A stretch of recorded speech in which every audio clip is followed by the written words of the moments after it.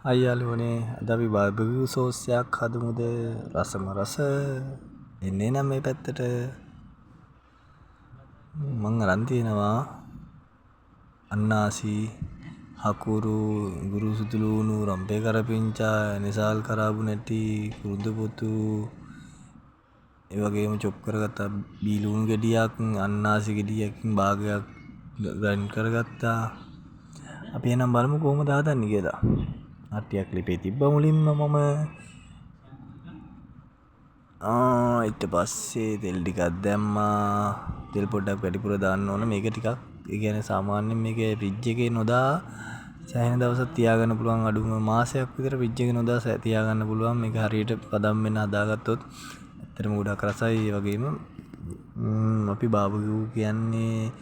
අමු මස් පුච්චලා කන එකට අමු මස් පුච්චලා කනකොට අමු මස් පුච්චලා කාලා තින ඉස්සර වැද්දෝ එතකොට වැද්දෝ කෑපු කෑමක් තමයි මේ බාර්බිකියු කියලා අපි ගන්න. ඉතින් අපි ඒකට අලුතෙන් සෝස් එකක් හදලා ඉස්සර වැද්දෝ මී පැණිත් එක්ක කාපු දේවල් අද සෝස් එකක් හදලා කරමු. මම මේකට දැන් තෙල් එක රත් වෙච්ච තෙල් එකට දැම්මා ඉඟුරු සුදු ලුණු අම්පේ කරපිංචා ඉනසාල් කරාබු රැටි කුරුඳු පොතු මේක පොඩ්ඩක් ෆ්‍රයි වෙනකම් පොඩ්ඩක් අවලං කරලා තියලා ඒ වගේම යාළුවනේ මම ඔයාලගේ ඉල්ලනවා මගේ channel එකට සපෝට් එකක් දෙන්න කියලා මාව subscribe කරලා like කරලා කමෙන්ට් කරලා මාව පොඩ්ඩක් ඉස්සරහට ගන්න පොඩි සපෝට් එකක් දෙන්න කියලා ඉල්ලනවා. ඇත්තට ගොඩක් රසයි මේ සෝස් එක. මේකේ ඔරිජිනල් රස තියෙන්නේ මේකේ අන්නාසි ෆ්ලේවර් එකයි හකුරු වලින් එන ෆ්ලේවර් එකයි තමයි මේකේ සුපිරිම රස සෙට් වෙන්නේ. අපි බලමු මේක කොහොමද හදන්නේ කියලා. ඉංග්‍රීසි ෆ්‍රයි වෙනකම් පොඩ්ඩක් හොඳට කවලම් කරන්න ඕන.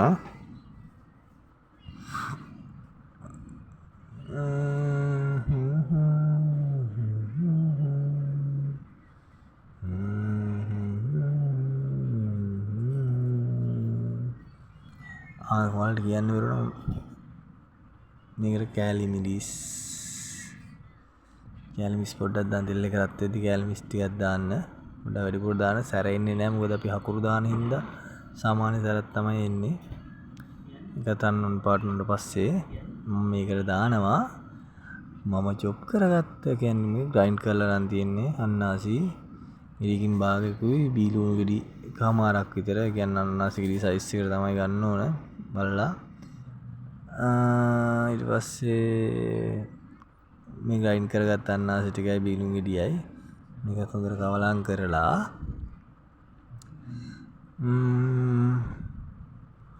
එතකොට අපි මේකට දාන්න ඕනයි අපි චොප් කරගත්ත අන්නාසි ටිකක් දානවා. එතන මේ ගොඩක් රස සෝස් එකක් චොප් කරගත්ත අන්නාසි ටික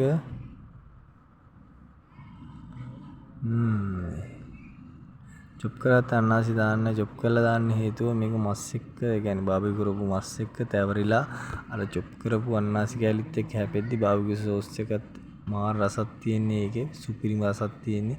අර චොප් කරගත්ත අන්නාසි හැපෙද්දි එතකොට මම මේක දැන් වහලා තියෙනවා විනාඩි 5ක් විතර වහලා තියන්න ඕන මේ දාලා තැම්බෙන්නේ කියන්නේ මේක හොඳට තැම්බෙන්න ඕන. අපි මේක කල් තියාගන්නත් එක්ක තමයි හදන්නේ. සාමාන්‍යයෙන් ඇත්තට මේක මාසයක් විතර තියාගන්න පුළුවන්. බලමුනේ.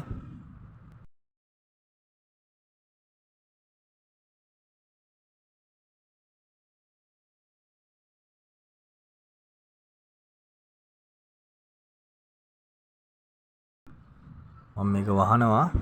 පොඩි වෙලාවක් වහලා තියන්න ඕන මේක විනාඩි 5ක් වගේ තමයි 5ක් විනාඩි 5ක් විතර වහලා තිබ්බනම් ඇති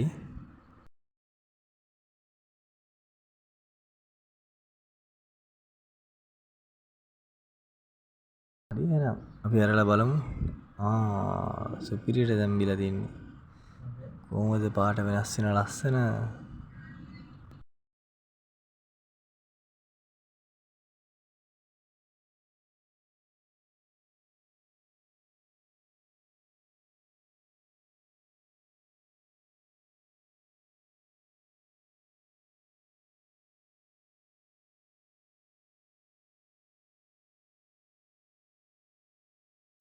මම මේ වෙලාවේ දානවා මේකට හකුරු ටික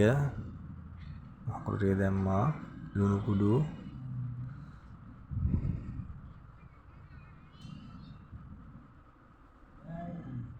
ගම්මිරිස් කුඩු ටිකකුත් දානවා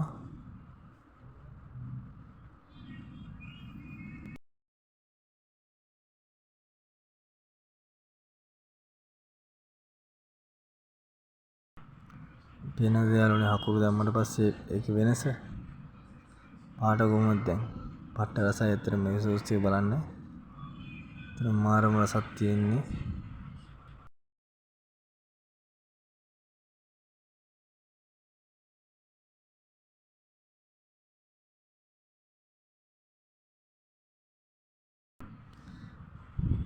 මේ වෙලාවෙවත් දානවා මේකට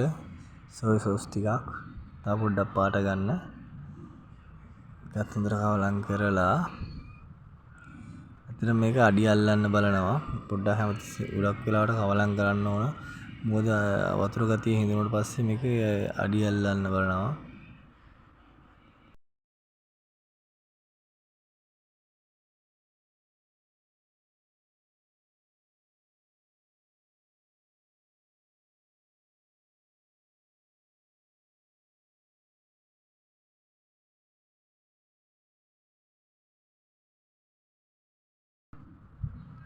අයි මම දානවා මේකට සෝයි සෝස් දැම්මා ඒ වගේම දැන් දානවා තක්කාලි සෝස් පොඩ්ඩක් දාන්න ඕනේ ඒක තමයි නියම කොලට එන්නේ ඇත්තට මේක පට්ටම රසයක් යන්න මේ කියන්නේ බාබිකියු කරපු මස් මාළු වුණ දෙයක් එක්ක පේනවනේ යාළුවනේ අන්නාසි වල චොප් කරපු කෑලිත් තියෙනවා පට්ටම රස සෝස් එකක් මේක මේ සෝස් එක මම හැදුවට පස්සේ ගොඩක් අය කාවලා කියපු දෙයක් තමයි මල්ලිවා මේක හදලා පැක් කරලා විකුණන්න කඩවල වලට දාන්න කියලා. තාම මම මේක බිස්නස් එකක් විදිහට පටන් ගත්තේ නෑ. මම ඔයාලට කියල් දෙනවා පුළුවන් කෙනෙක් ඉන්නවා මේක බිස්නස් එකක් විදිහට පටන් ගන්න. ඇත්තටම ගොඩක් අය දැන් පාටිස් වලට ගියාම ඒතකොට හොටෙල්ස් වල නවතින්න ගියාම මේ වගේ බබිකියු කරලා හදනවා.